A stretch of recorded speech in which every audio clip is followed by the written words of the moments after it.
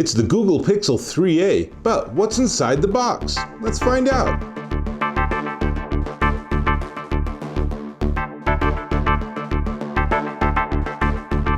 Dave Taylor here, and as you can see, I have a brand new Google Pixel 3a phone.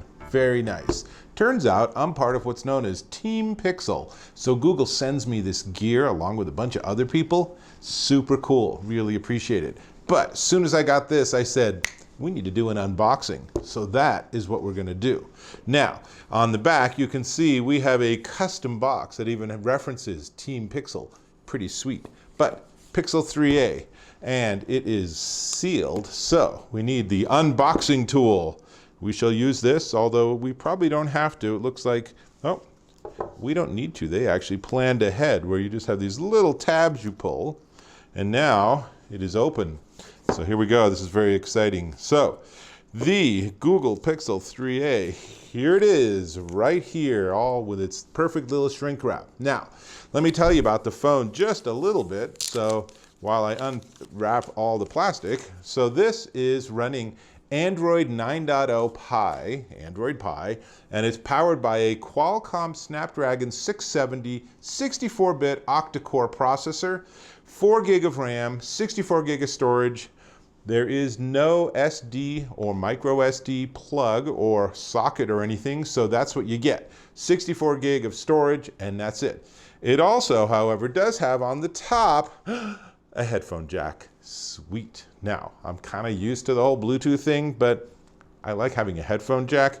And I don't know if you can see here in the reflection, but the top portion, maybe the top 1.25 inches, is reflective, and then the rest of this is sort of a textured.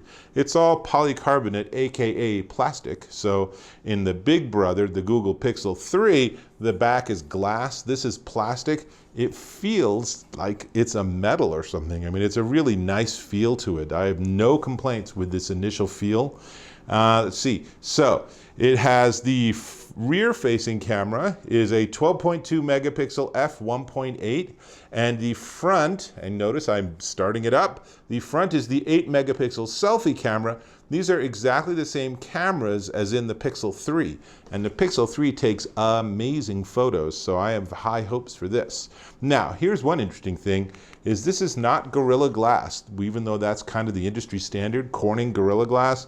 This is something called Dragon Trail Glass, so we'll have to get it out in the field and see how it does in terms of long-term resistance to scratch and cracks. I sure hope it's resistant, because I don't want to have to be that sad person that says, brand new phone, cracked. So that would be bad. Now, this is the 3a. I suppose I should have this part facing you.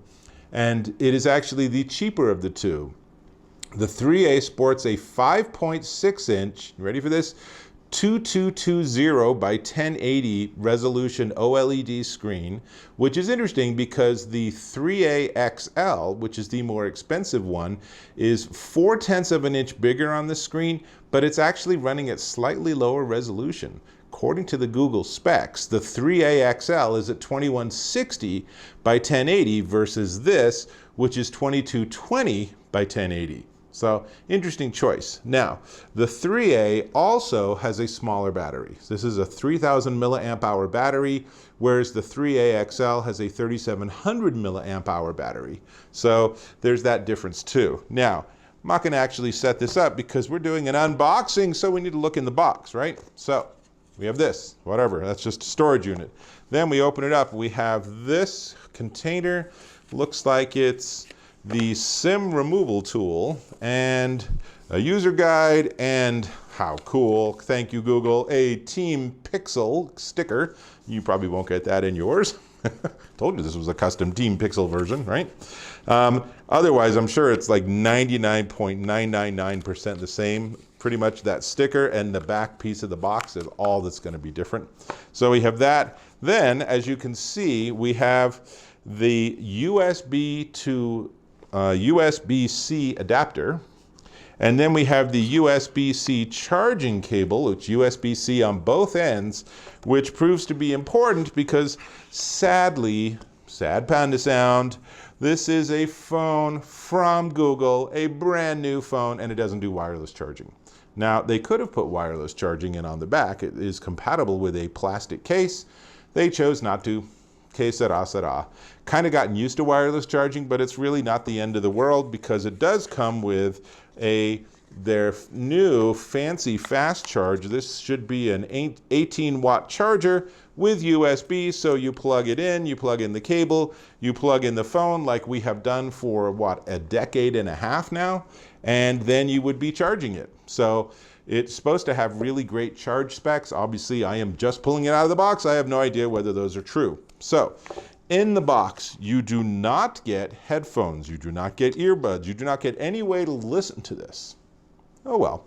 But you get a charging cable, you get the charger, you get the, let me take it out of its little holder, you get the USB-C to USB 3 adapter, which you just put on the bottom, and then you are ready to rock and roll with any of your old peripherals. And of course, you get the phone.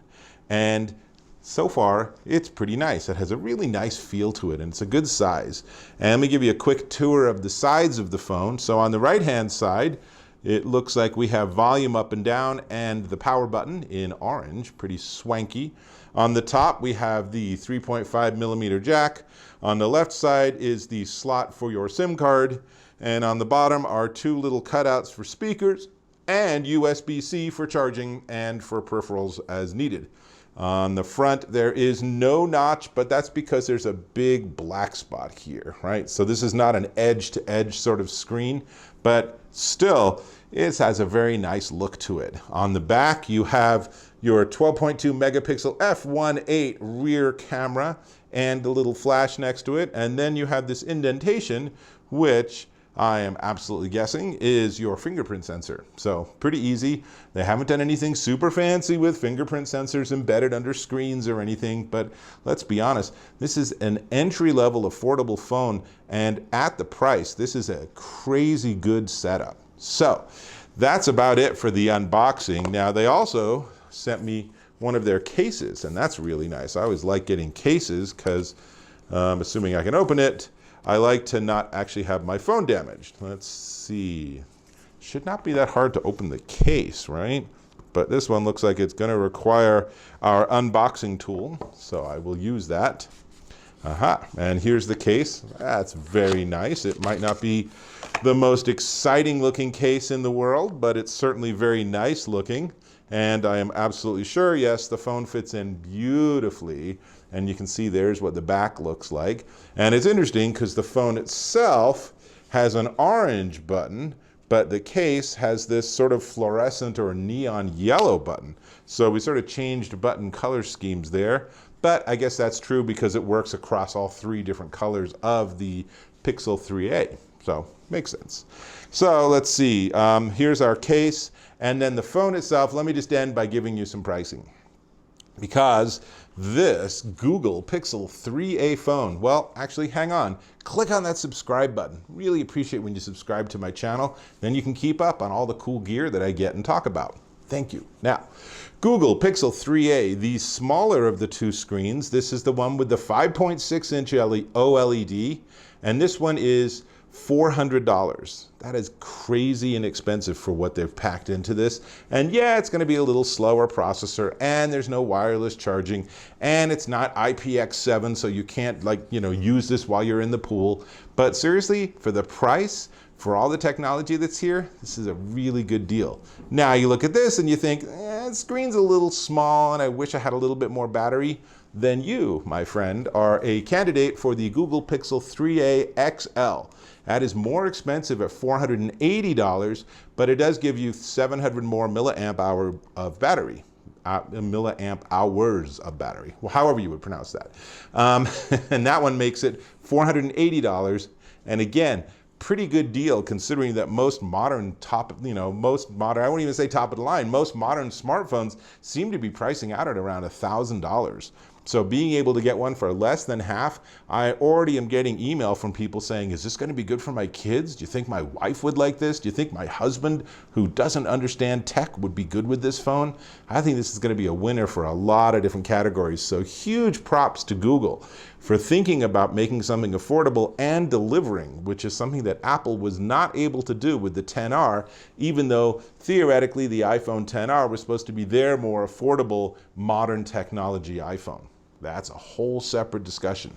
Anyway, that's all I got for the unboxing. We have emptied the box successfully, right? So everything's out, and now you know what's inside the box of the Google Pixel 3a. Hope you found this useful. Leave me comments, thumbs up, give me some feedback, tell me what phone you're using or whether you're excited about this, and I will catch you in my next video.